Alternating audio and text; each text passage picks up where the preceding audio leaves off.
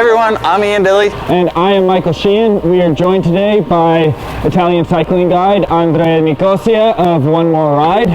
Where are we? We are in Ponte di Legno at the foot of the Gavia Pass.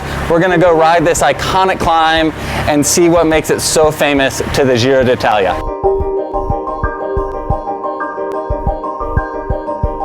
So the Gavia is about 17.5 kilometers long, 2,621 meters tall.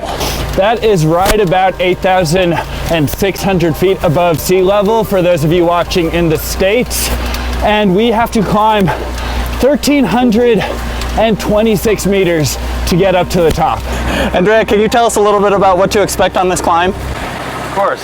Well, expect to suffer a lot because it's one of the hardest climbs we have on the Alps, and the altitude as well will affect all riders, including the pro.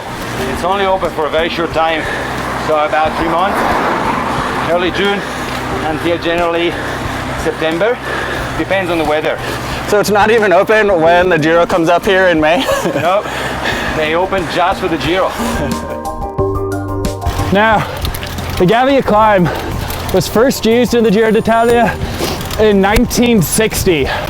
1 year later, they brought it back in 1961, but they had to cancel the stage due to foul weather.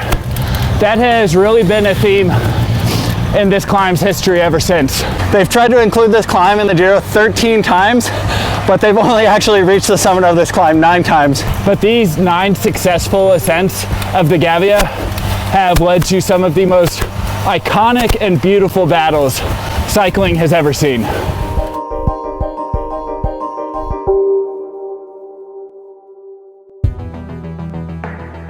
Let's dive into this handstand ride a little bit because this really is one of my favorite bike races. Yeah, you know, the images from this ride just remain super iconic.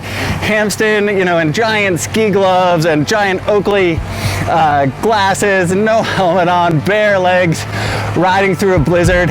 Nobody had any questions about what the weather was going to do. There was a blizzard blowing into the top of the Gavia Pass. So a lot of the racers were pleading with the Giro organization to cancel this stage because of the weather that was coming in, including the leader of the Giro. He maintains today that they should have never raced the Gavia in 1988. The race went on despite the riders actually stopping in a tunnel in the early stages of the race.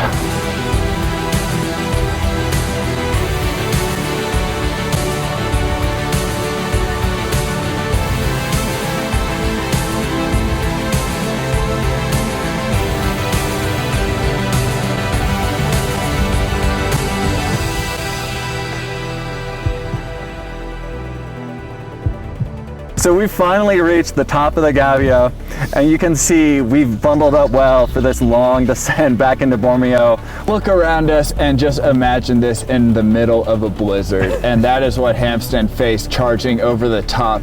The 7-Eleven team, they were brilliant with their strategy for the day. The director, he went into town to a local ski shop. He bought the riders ski gloves, neoprene diving gloves, jackets, so many layers of clothing. The director came up to the top of this pass early before the race and was waiting for Andy as he crested the climb, gave him hot tea and gave him clothes to put on for the descent. Even amidst the blizzard, there was still fans up here lining the climb. Can you tell us a little bit about, you know, what this stage means to fans of Italian cycling? There will be thousands of people coming up.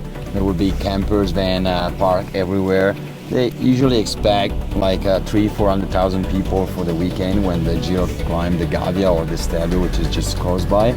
And people just ride their bike 2 days before the race. They camp here, they start to drink wine, of course, and they make a big feast. So it's really like something special to be here for on the weekend. We're gonna ride down to the bottom, finish up our ride on the Gavia.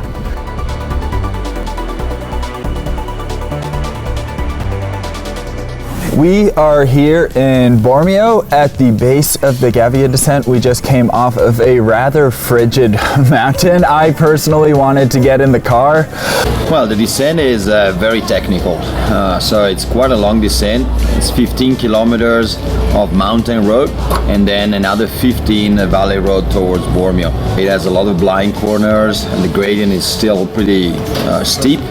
And the good thing is that before the Giro they will repave the entire road. So Hampsten ended up finishing second on this iconic stage in the Giro d'Italia. A rider from the breakaway ended up staying out front and winning, Eric Bricking. But Hampsten did take the lead and held on to it for the rest of the Giro with his 7-Eleven team, remaining the only American to have ever won the Giro d'Italia. I can tell you after riding this mountain and doing this descent, I fully understand why it is such a legend and why it's important for the Giro to come back here.